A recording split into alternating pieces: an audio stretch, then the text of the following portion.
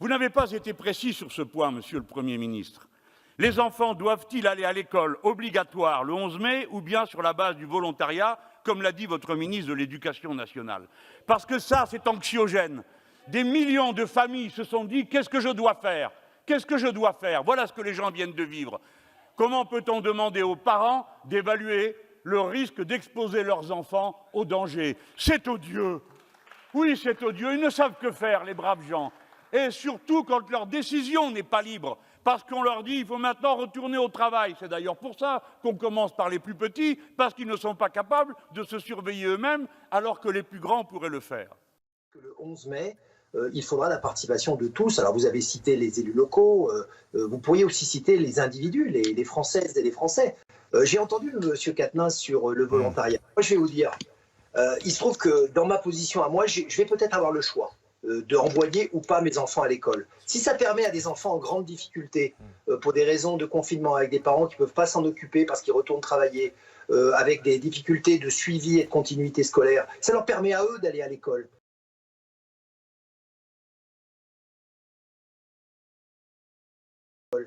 Eh bien oui, ça fait partie de la fraternité républicaine et le volontariat, c'est une mesure intelligente. Alors oui, elle n'a pas été annoncée au départ parce qu'on ne va pas arrêter, je voudrais rassurer M. Quatennens là-dessus, on ne va pas arrêter d'ajuster pendant 11 jours.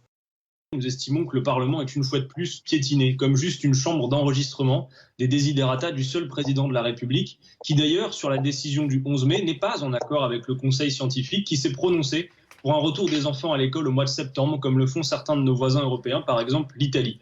Raison pour laquelle, vous voyez, parce que nous proposons, et que nous sommes d'abord et avant tout, non pas une force d'opposition principielle, mais de proposition, nous avons établi, donc plus rapidement que prévu, pour respecter les délais incroyables du gouvernement, nous avons établi un plan de déconfinement complet de la France insoumise.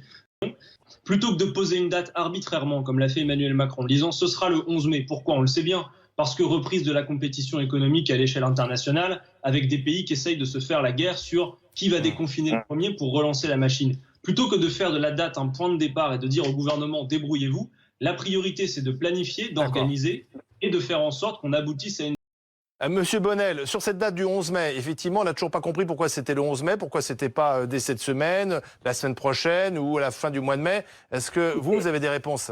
Oui, j'ai des réponses parce que je crois que les experts de la France insoumise en calcul, on vient d'avoir une belle démonstration, valent bien les experts qui sont au gouvernement et qui ont estimé que par rapport aux évolutions algorithmiques de la courbe, c'est pas moi qui parle, je ne suis pas compétent, mais que cette date était une date qu'on va qualifier de raisonnable pour démarrer le déconfinement. On l'a répété plusieurs fois, c'est pas la libération de tout, c'est une date qui permet d'avoir un pivot. Deuxièmement, il y a l'effet scientifique, M. Bonnel.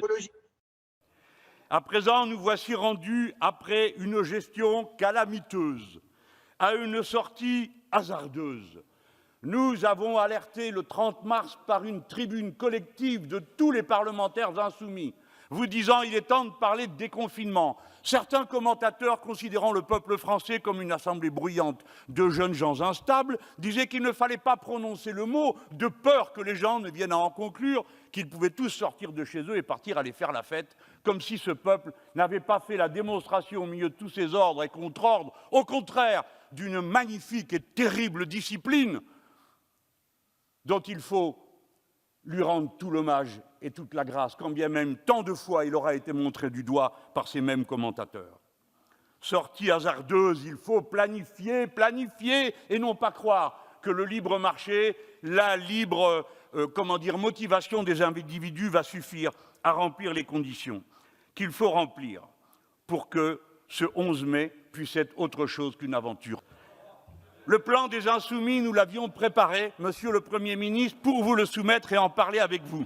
Vous en connaissez les principes, je les ai rappelés. Mais mes derniers mots seront pour vous dire que si la planification doit être celle des besoins, des moyens matériels, ce doit être aussi celle de certains moyens. Vous avez évoqué sur tous les tons la Grande Guerre. Mais pendant la Grande Guerre, ils ont décidé qu'il y aurait un moratoire des loyers. Faites-le. Pendant la Grande Guerre, ils ont décidé qu'il y aurait un impôt sur les profiteurs de guerre. Faites-le. Nous sommes sur une ligne de crête.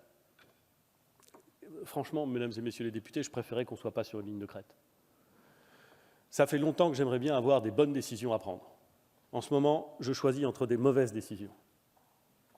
Entre des décisions qui sont moins mauvaises que les autres. C'est véritablement une ligne de crête.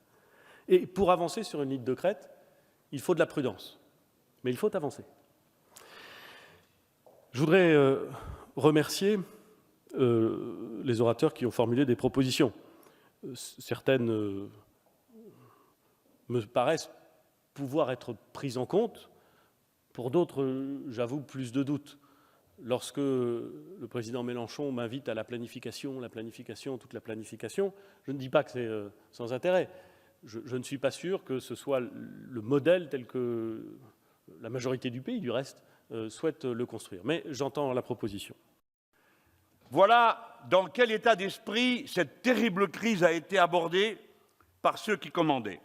Ordre et contre-ordre se sont succédés, tant et si bien que c'est briser le ressort fondamental de la lutte, la confiance.